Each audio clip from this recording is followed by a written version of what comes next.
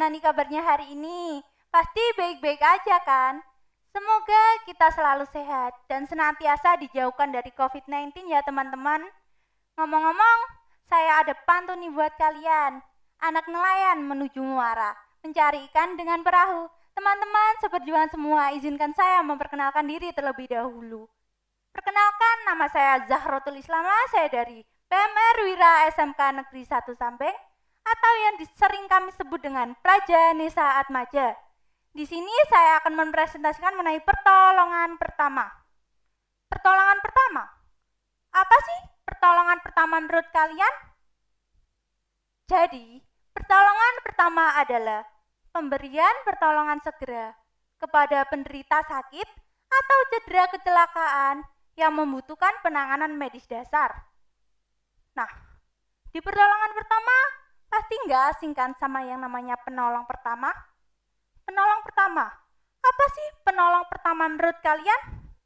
Jadi penolong pertama adalah orang yang pertama kali tiba di tempat kejadian yang memiliki kemampuan khusus dalam penanganan medis dasar. Tujuan pertolongan pertama adalah yang pertama, menyelamatkan jiwa penderita. Yang kedua, mencegah cacat. Yang ketiga, memberikan rasa nyaman dan menunjang proses penyembuhan. Selain itu, terdapat pula macam-macam pertolongan pertama. Di antaranya adalah yang pertama, pertolongan pertama pada kecelakaan. Yang kedua, pertolongan pertama pada gawat darurat. Yang ketiga adalah pertolongan pertama pada keracunan. Dan masih banyak lagi. Tapi di sini saya akan menjelaskan lebih menjuru mengenai pertolongan pertama pada perdarahan. Secara umum, perdarahan dibagi menjadi berapa sih? Ada yang tahu?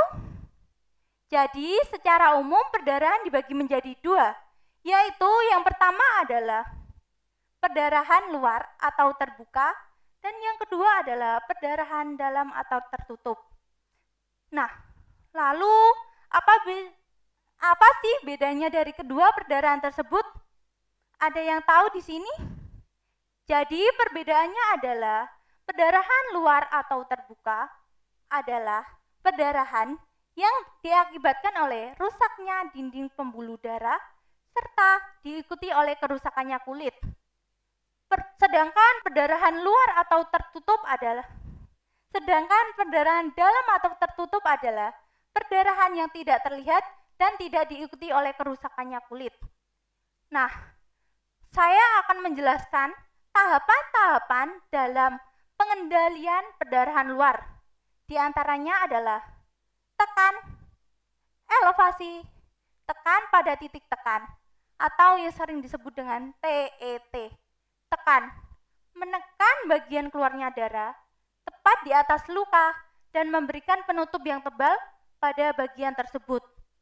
Ingat, jika darah masih tak kunjung berhenti, hendaknya kita menambahkan penutup lagi tanpa melepas penutup sebelumnya.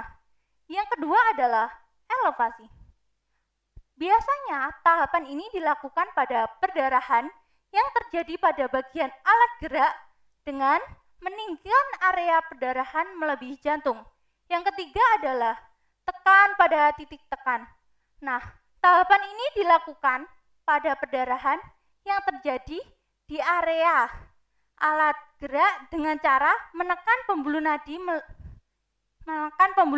Ada dua titik tekan, yaitu pembuluh nadi bagian lengan atas dan pembuluh nadi bagian lengan bawah.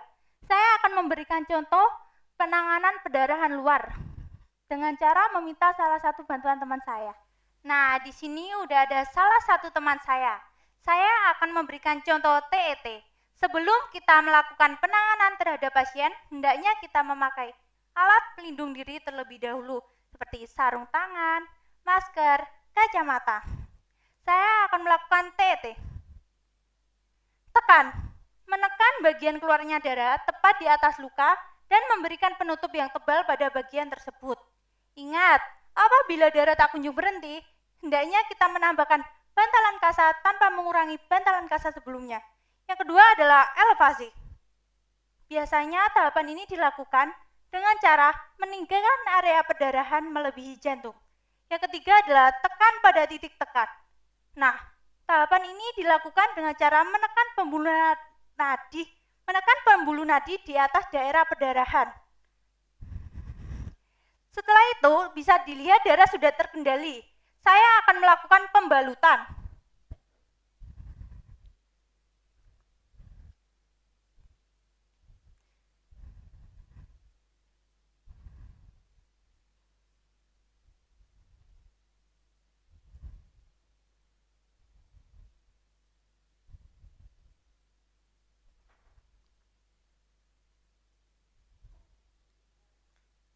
Nah, tahapan pembalutan dilakukan dengan cara mengikat area perdarahan dengan menggunakan mitela. Begitu kurang lebihnya penjelasan mengenai TET. Sekian presentasi dari saya, kurang lebihnya saya mohon maaf apabila ada kesalahan kata yang saya sengaja atau tidak saya sengaja, mohon dimaafkan. Sekian, wassalamualaikum warahmatullahi wabarakatuh.